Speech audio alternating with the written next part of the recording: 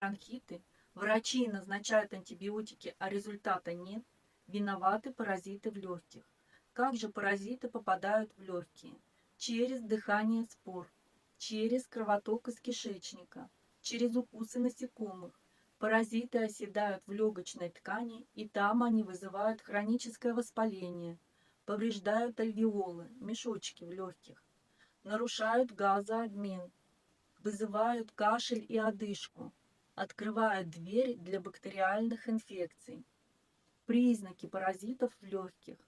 Хронический кашель больше месяца. Кашель, который усиливается ночью. Также одышка при обычной нагрузке. Затрудненное дыхание. Частые бронхиты и пневмонии. Свистящие звуки при дыхании. Боли в груди при дыхании. Мокрота с кровью. К чему же все это ведет, если не лечить? Хроническая пневмония, астма, туберкулез, фиброз легких, дыхательная недостаточность, в итоге смерть. Что же делать?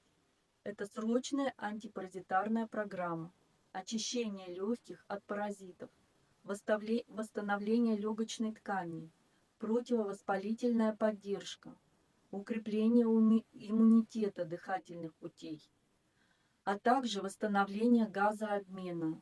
Не ждите осложнений, пишите в комментариях легкие, подписывайтесь на канал и ставьте лайк этому видео, если оно было вам полезно.